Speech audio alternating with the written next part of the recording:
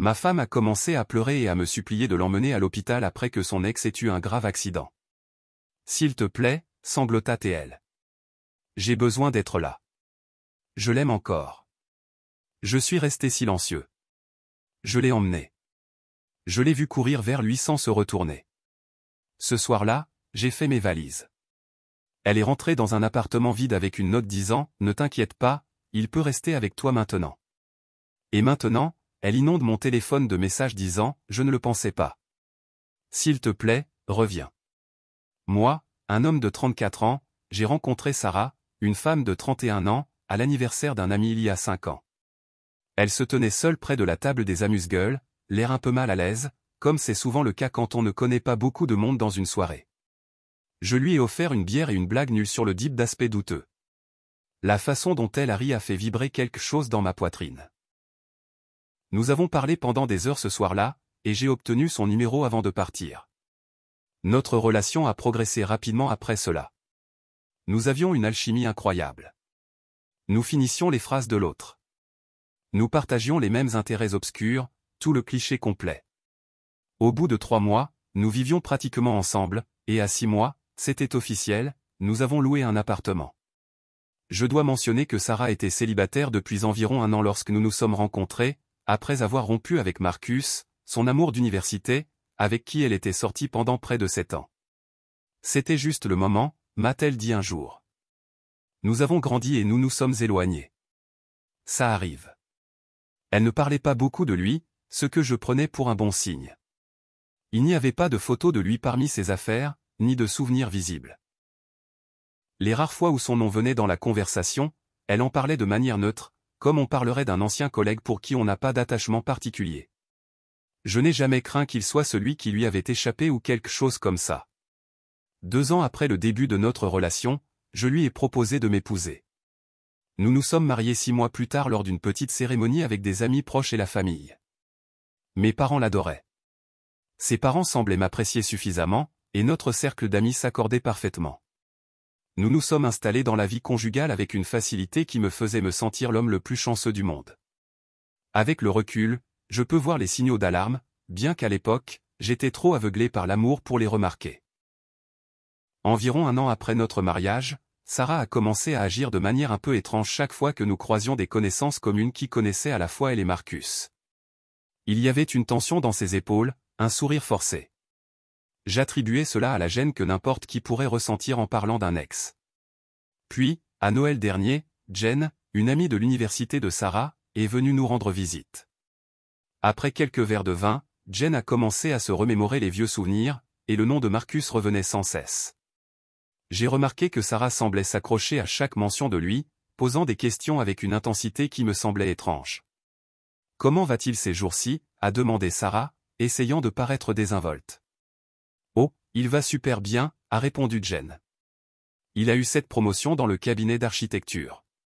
Il a acheté cette maison de rêve au bord du lac dont il parlait toujours. Toujours célibataire, d'ailleurs. Personne ne lui arrive à la cheville, je suppose. Elle s'est arrêtée brusquement, me regardant avec embarras. Sarah a rapidement changé de sujet, mais plus tard ce soir-là, je l'ai surprise en train de regarder l'Instagram de Marcus. Elle a vite changé d'application quand elle a remarqué que je la regardais. Juste de la curiosité, a-t-elle dit en riant. Je voulais voir s'il avait toujours cette horrible barbiche. J'ai laissé passer, mais cet incident est resté dans un coin de ma tête. Pourtant, j'avais une confiance totale en Sarah. Nous avions un bon mariage. Nous nous disputions rarement. Nous aimions les mêmes activités et avions parlé de fonder une famille dans un avenir proche.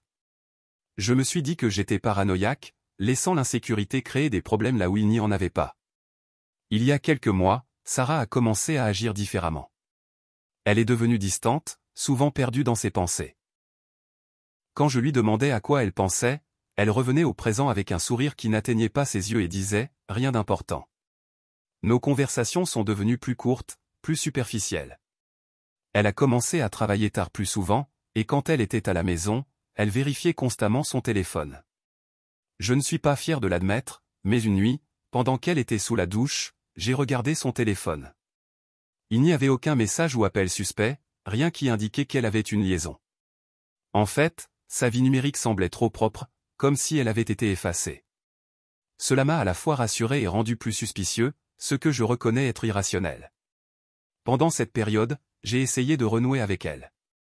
J'ai organisé des soirées en amoureux, cuisiné ses plats préférés, lui ai offert de petits cadeaux. Parfois, j'apercevais l'ancienne Sarah. Elle riait à mes blagues ou se blottissait contre moi sur le canapé pendant qu'on regardait un film. Mais ces moments ne duraient pas. Elle se refermait à nouveau, comme si elle était constamment distraite par quelque chose qu'elle ne pouvait pas partager avec moi. Une nuit, pendant le dîner, je l'ai finalement confrontée. « Sarah, qu'est-ce qui se passe? Et s'il te plaît, ne dis pas rien. Je sais que quelque chose te tracasse. » Elle a levé les yeux de son assiette, où elle poussait ses pattes sans manger, avec une expression mêlant culpabilité et surprise. « C'est juste le stress du travail, a-t-elle dit. Mais ses yeux ont fui les miens. « Est-ce à propos de nous? N'es-tu pas heureuse dans notre mariage? » « Non, bien sûr que non, a-t-elle répondu rapidement. « Tu es parfait. Notre mariage est parfait. » Mais la façon dont elle l'a dit m'a retourné l'estomac. Ça sonnait répété, comme si elle essayait de se convaincre elle-même plus que moi. Y a-t-il quelqu'un d'autre? Ai-je fini par demander, la question que je redoutais le plus. Mon Dieu, non, a-t-elle dit en prenant ma main par-dessus la table. Je ne te tromperai jamais. Je t'aime. C'est juste, j'ai beaucoup de choses en tête avec le travail et des histoires de famille. Je te promets, je serai bientôt moi-même à nouveau. Je l'ai cru, ou du moins j'ai voulu la croire, mais quelque chose clochait encore. La soirée qui a tout changé a commencé comme n'importe quelle autre. Sarah travaillait tard encore une fois, et j'étais à la maison en train de préparer le dîner, sa lasagne préférée, espérant passer une bonne soirée ensemble quand elle rentrerait. Je venais de mettre le pain à l'ail au four quand son téléphone a sonné. Elle l'avait laissé sur le comptoir avant de partir ce matin-là, ce qui était inhabituel. Sarah gardait son téléphone comme une extension de sa main. J'ai regardé l'écran et vu que c'était Jen qui appelait. J'ai répondu, pensant que ça pourrait être important. « Allô, c'est le téléphone de Sarah, ai-je dit. Il y a eu une pause de l'autre côté. « Oh, salut. C'est Jen. Sarah est là. Elle est au travail. Veux-tu qu'elle te rappelle plus tard? » Une autre pause. « En fait, je pensais qu'elle était avec toi. On avait prévu de prendre un café il y a 2 heures, mais elle n'est pas venue. J'ai appelé et envoyé des messages. Ma main s'est crispée sur le téléphone. Elle m'a dit qu'elle travaillerait tard ce soir. » Oh. La voix de Jen était faible. Peut-être que j'ai confondu les jours. Mais à son ton, je savais que ce n'était pas le cas. Après avoir raccroché, je suis resté immobile dans la cuisine pendant un long moment, les yeux dans le vide. Pourquoi Sarah mentirait-elle sur le fait de travailler tard si elle n'était ni au travail ni avec Jen? Où était-elle? J'ai essayé de l'appeler, mais ça passait directement sur messagerie. Je lui ai envoyé un message pour lui demander de me rappeler, en essayant de rester détendu. Puis je me suis assis à la table à manger, la lasagne refroidissant et oubliée, et j'ai attendu. Elle est rentrée vers 21 heures, les cheveux en désordre et l'air fatigué. Ses yeux se sont légèrement écarquillés quand elle m'a vu assis à la table dans le noir. « Pourquoi es-tu assis dans le noir ?» a-t-elle demandé en allumant la lumière. « Où étais-tu, Sarah ?» Ses mouvements se sont figés. « Au travail, comme je te l'ai dit ce matin. Jen a appelé ton téléphone tout à l'heure. Elle a dit que vous aviez prévu de prendre un café, mais que tu n'es jamais venu. » Le visage de Sarah est passé par plusieurs expressions rapidement, surprise, culpabilité, calcul, puis un calme forcé. J'ai complètement oublié le café avec Jen. Le travail a été tellement mouvementé que ça m'est sorti de la tête. Je dois l'appeler pour m'excuser. Donc, tu étais au travail, ai-je insisté. Oui, bien sûr. Où serais-je sinon? Je voulais la croire, mais quelque chose dans son attitude semblait faux. Elle était trop immobile, son sourire trop figé. Je ne sais pas, Sarah. C'est ce que j'essaie de comprendre. Elle s'est approchée, a passé ses bras autour de mon cou et m'a embrassé sur le front.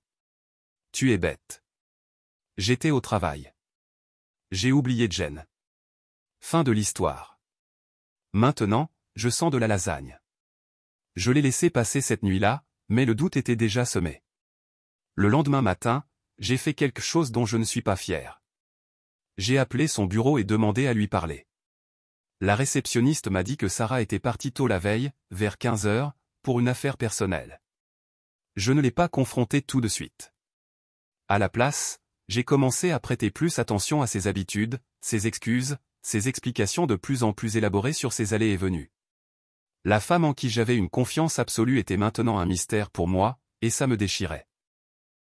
C'était un mardi quand tout a atteint son paroxysme. Je travaillais de la maison, terminant des rapports, quand Sarah m'a appelé vers 14 heures, la voix tremblante. « Marcus a eu un accident », a-t-elle dit sans préambule. « C'est grave, très grave. Peux-tu m'emmener à l'hôpital mémorial ?»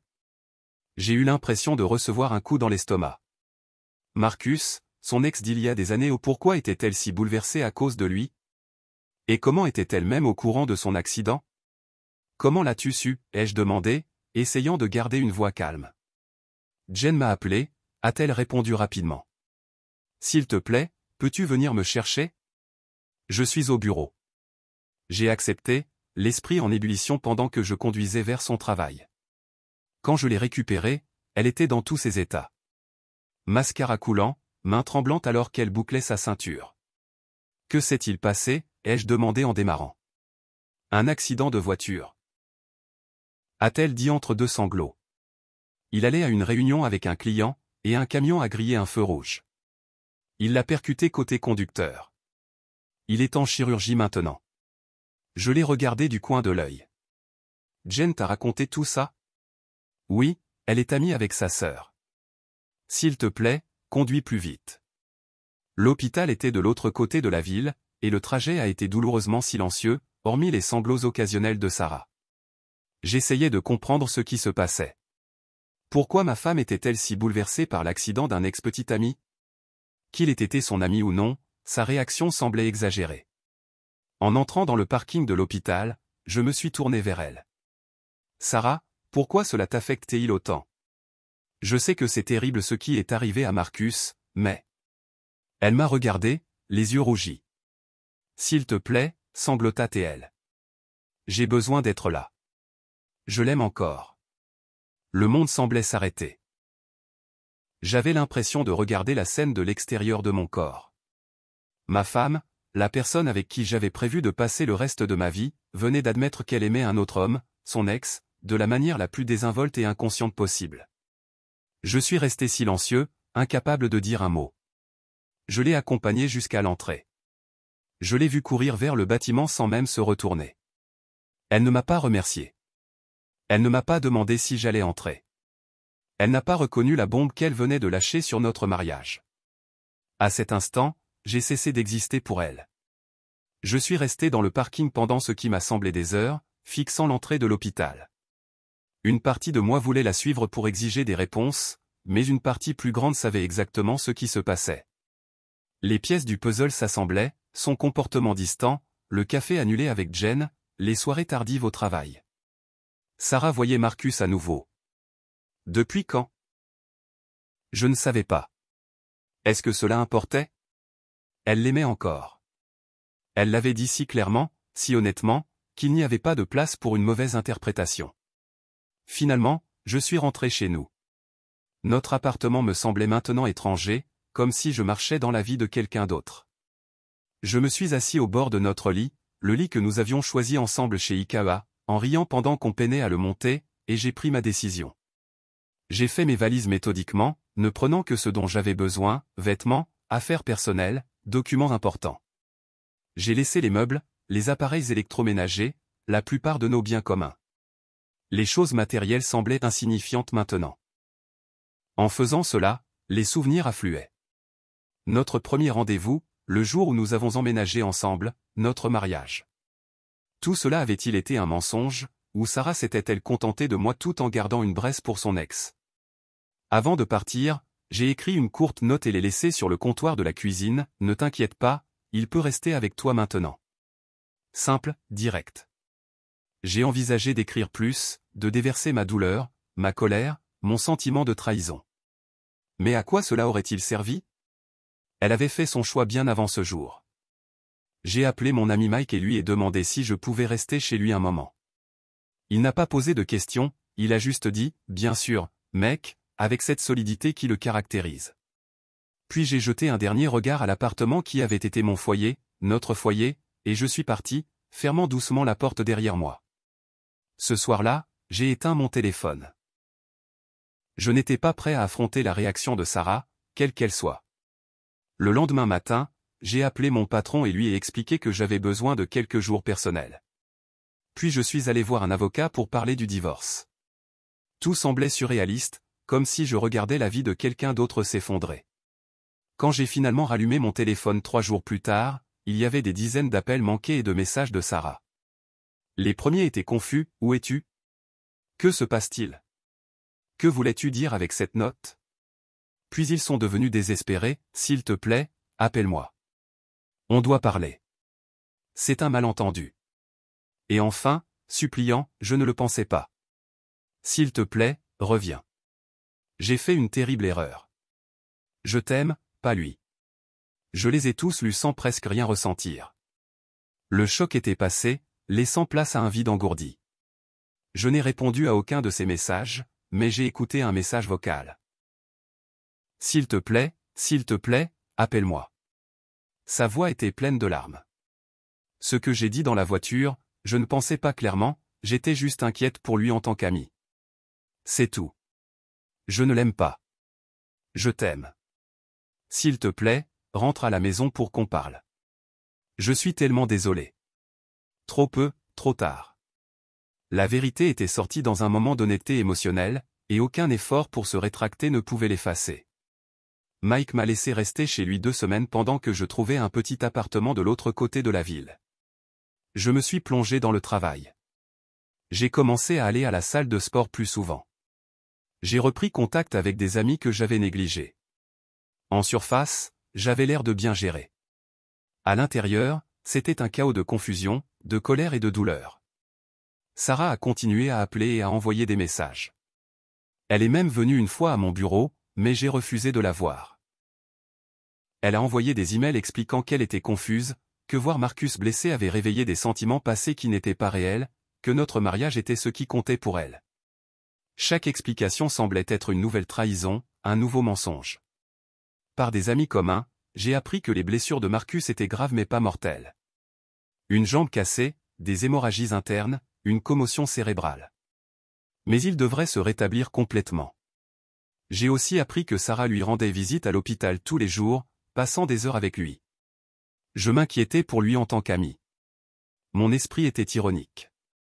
Un mois après mon départ, Lily, la petite sœur de Sarah, m'a contacté. Nous avions toujours eu une bonne relation, alors j'ai accepté de prendre un café avec elle. Elle est anéantie, m'a dit Lily, remuant son latte distraitement. Elle sait qu'elle a fait une énorme erreur en disant qu'elle l'aimait ou en le voyant dans ton dos, qui sait depuis combien de temps. Depuis combien de temps, ai-je demandé, incapable de cacher le ressentiment dans ma voix. Les yeux de Lily se sont écarquillés. Quoi? Non, elle ne le voyait pas avant l'accident. Pas de cette façon. J'ai haussé un sourcil, sceptique. Sérieusement, a-t-elle insisté? Écoute, je ne défends pas ce qu'elle t'a dit. C'était horrible et impardonnable, mais il n'avait pas une liaison, du moins pas physique. Qu'est-ce que ça veut dire? Lily a soupiré. Ils se sont reconnectés sur les réseaux sociaux il y a environ 6 mois, au début juste de manière occasionnelle, pour prendre des nouvelles. Mais environ 2 mois avant l'accident, ils ont commencé à s'envoyer de longs messages, à se remémorer les vieux souvenirs. Elle m'en a parlé parce qu'elle se sentait coupable, même s'ils n'ont rien fait de physique. Elle était confuse à propos de ses sentiments. Elle aurait dû m'en parler, ai-je dit froidement. Je sais, je lui ai dit. Elle essayait de régler ça toute seule d'abord, ce qui était stupide. Lily a baissé les yeux. Pour ce que ça vaut, je pense qu'elle t'aime vraiment.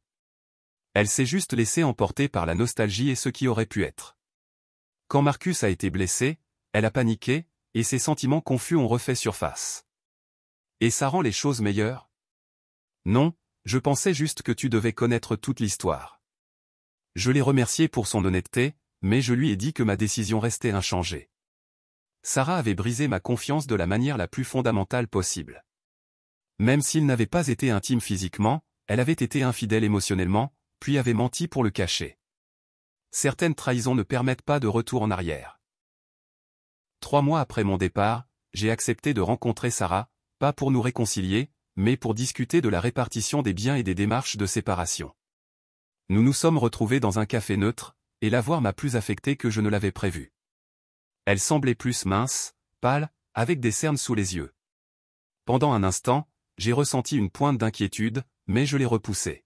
« Merci de me rencontrer », a-t-elle dit doucement quand je me suis assis en face d'elle. J'ai hoché la tête, gardant une expression neutre.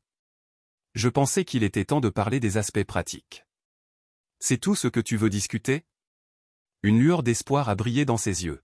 « Oui. » J'ai gardé une voix ferme. J'ai entamé la procédure de divorce. Mon avocat contactera le tien. Son visage s'est effondré. S'il te plaît, ne fais pas ça. On peut surmonter ça. J'ai fait une terrible erreur. Mais je t'aime. Et toi, tu es ma femme, celle qui m'a dit qu'elle aimait un autre homme, ai-je répondu froidement. Un homme avec qui, apparemment, tu étais en contact depuis des mois sans me le dire. Elle a pâli. Lily te l'a dit. Oui, et je suis reconnaissant pour son honnêteté, contrairement à la tienne. Tu aurais dû me le dire quand Marcus t'a contacté. Je le sais maintenant. Mais il ne s'est rien passé de physique entre nous. Je le jure. On parlait juste, on rattrapait le temps perdu. Les liaisons émotionnelles restent des liaisons. Elle a tendu la main pour prendre la mienne sur la table, mais je l'ai retirée. Ce n'était même pas une liaison émotionnelle. Non, vraiment, j'étais confuse. Oui, ces messages ont ramené de vieux souvenirs, et je me suis laissé emporter par la nostalgie. Mais je t'aime. Ce que j'ai dit dans la voiture ce jour-là, j'étais émotive. Je ne pensais pas clairement. Ces mots ne reflètent pas ce que je ressens vraiment. Alors pourquoi lui rendais-tu visite à l'hôpital tous les jours, ai-je demandé. Elle a semblé surprise que je le sache. Parce que je me sentais responsable d'une certaine manière, comme si l'accident était arrivé juste au moment où tout ce drame se passait. Et je devais m'assurer qu'il allait bien avant de pouvoir réparer notre mariage. J'ai secoué la tête, incrédule. Tu as couru dans cet hôpital sans te retourner. Tu ne t'es pas soucié de l'effet de tes mots sur moi. À ce moment-là, j'ai vu clairement quelle était ma place dans tes priorités. Ce n'est pas juste, a-t-elle protesté. J'étais en état de choc. Les gens disent des choses qu'ils ne pensent pas quand ils sont en choc. Ou peut-être qu'ils disent exactement ce qu'ils ressentent parce que leurs défenses sont baissées, ai-je rétorqué. De toute façon, je ne peux plus te faire confiance, Sarah. Et sans confiance, que reste-t-il? Elle a alors commencé à pleurer, des larmes silencieuses coulant sur son visage. J'ai fait une erreur, une terrible erreur. Vas-tu vraiment jeter 5 ans ensemble à cause d'un moment de confusion? Ce n'était pas juste un moment. Ce furent des mois de mensonges par omission, de t'éloigner de moi, de me faire sentir fou pour avoir remarqué que quelque chose n'allait pas. C'était la facilité avec laquelle tu as dit ces mots « je l'aime encore » comme si c'était la chose la plus naturelle au monde. Et c'était ton réflexe immédiat de mentir et de le couvrir ensuite au lieu d'avoir une conversation honnête avec moi. Nous sommes restés silencieux un moment, le poids de notre mariage brisé entre nous. Finalement, je me suis levé. Mon avocat contactera le tien pour les détails. Je pense qu'il vaut mieux qu'on ne se revoie plus comme ça. Et c'est tout, a-t-elle demandé, la voix tremblante. Tu n'es même pas prêt à essayer de me pardonner? J'ai considéré sa question avec soin. Certaines choses ne peuvent pas être défaites, Sarah. Il y a des confiances qui, une fois brisées, ne se réparent pas. J'espère que tu trouveras le bonheur, que ce soit avec Marcus ou quelqu'un d'autre, mais ce ne sera pas avec moi. En m'éloignant, elle m'a appelé. Il ne représente plus rien pour moi. Je l'ai réalisé dès que tu es parti. S'il te plaît, ne pars pas, je ne me suis pas retourné. C'était il y a 3 mois. La procédure de divorce avance, bien que Sarah mette des obstacles. Elle refuse de signer les papiers et demande sans cesse des séances de médiation où elle supplie pour une autre chance. Sa persistance serait touchante si elle n'était pas si frustrante. Par des amis communs, j'ai appris que Marcus s'était complètement rétabli et avait tenté de raviver quelque chose avec Sarah. Apparemment, elle a repoussé ses avances, disant à qui veut l'entendre qu'elle a fait la plus grande erreur de sa vie et qu'elle veut seulement sauver son mariage. dommage qu'elle ne s'en soit pas rendue compte avant de me dire qu'elle aimait un autre homme. J'ai commencé à aller en thérapie pour tout traiter. Certains jours sont meilleurs que d'autres. La vie que nous avions me manque, ou plutôt la vie que je pensais que nous avions. Sarah me manque, celle que je pensais connaître, mais cette personne n'existe pas, et peut-être n'a-t-elle jamais existé. Le divorce suit son cours, bien que plus lentement que je ne le voudrais à cause de la résistance de Sarah. La semaine dernière, j'ai reçu une lettre manuscrite de sa part, pas un message ou un email. Elle y détaillait chaque moment de sa reconnexion avec Marcus, du premier message innocent à l'escalade progressive de leur communication. Elle a admis s'être sentie flattée par son attention, avoir apprécié la nostalgie de leur conversation et s'être embrouillée dans ses sentiments. Elle a parlé du jour de l'accident, de l'appel de la sœur de Marcus, de sa panique, et de la manière dont, dans ce moment de peur et de confusion, de vieux sentiments ont ressurgi. Elle a reconnu que ce qu'elle m'a dit était impardonnable, mais a insisté sur le fait que cela venait d'une folie temporaire, pas d'une émotion véritable. La lettre se terminait ainsi: « Maintenant, je comprends ce que je n'avais pas vu à l'époque. Marcus représentait mon passé, une époque plus simple, avant les responsabilités d'adulte. Je n'étais pas amoureuse de lui, mais du souvenir de celle que j'étais quand nous étions ensemble. Mais toi, tu es mon véritable amour, mon présent, mon avenir. J'ai été idiote de risquer ça pour un fantôme. Je passerai le reste de ma vie à regretter la douleur que je t'ai causée, même si tu ne me donnes pas une autre chance, mais j'espère de tout mon cœur que tu le feras. » C'était bien écrit, ça semblait sincère, et peut-être y avait-il une part de vérité, mais en pliant la lettre et en la rangeant, j'ai su que ma décision n'avait pas changé. Certaines cloches ne cessent pas de sonner, certaines paroles ne peuvent être retirées, certaines confiances, une fois brisées, ne se réparent pas sans laisser de fissures. Sarah continue d'appeler, parfois d'envoyer des messages, espérant toujours une réconciliation, mais j'ai avancé, ou du moins j'essaie. J'ai commencé à sortir avec d'autres personnes de manière décontractée. Je me concentre sur ma carrière et envisage de déménager dans une autre ville pour un nouveau départ. La vie continue, même après une trahison. S'il y a une leçon dans tout cela, c'est peut-être que les trahisons les plus dévastatrices ne viennent pas d'une malveillance calculée, mais d'une honnêteté irréfléchie. Sarah n'avait pas prévu de détruire notre mariage ce jour-là dans la voiture. Elle a simplement lâché une vérité qu'elle cachait, peut-être même à elle-même. Et ce faisant, elle a révélé que notre relation était construite sur du sable mouvant, pas sur un roc solide. Ou peut-être que la leçon est plus simple: fais attention à ce que tu dis dans les moments de crise. La vérité a tendance à s'échapper quand les émotions prennent le dessus, et une fois prononcées, certaines vérités ne peuvent jamais être retirées. Quoi qu'il en soit, je vais de l'avant, seul, mais plus sage. Mise à jour à ***, waouh, je ne m'attendais pas à ce que ce post prenne autant d'ampleur. Merci à tous pour vos commentaires et messages de soutien. Pour répondre aux questions courantes. Oui, je suis sûr qu'il n'y a pas eu de liaison physique avant l'accident. Des amis communs l'ont confirmé, et la sœur de Sarah m'a montré des messages où elle hésitait même à écrire à Marcus.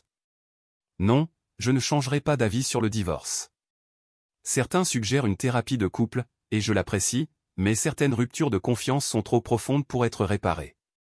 Je n'ai pas parlé à Marcus et n'ai pas l'intention de le faire. Il est hors de propos dans ma décision. C'est à propos des actions et des mots de Sarah, pas des siens. À ceux qui disent que je suis trop dur, peut-être avez-vous raison. Peut-être qu'avec le temps, je verrai les choses différemment. Mais pour l'instant, je n'imagine pas reconstruire une relation sur des bases aussi fragiles. Je mérite quelqu'un qui ne doute pas de qui il aime. Oui, je garde la chienne. Elle ronfle à côté de moi pendant que j'écris ceci. Mise à jour de ***, cela fait une semaine depuis le post original, et Sarah l'a trouvé. Un ami a reconnu notre situation et le lui a envoyé. Au début, elle était en colère que je partage quelque chose d'aussi personnel, mais après avoir lu les commentaires, elle a dit qu'elle comprenait mieux mon point de vue et le mal qu'elle avait causé. Elle signera enfin les papiers du divorce sans plus de retard. D'une certaine manière, cela nous a donné une forme de closure à tous les deux.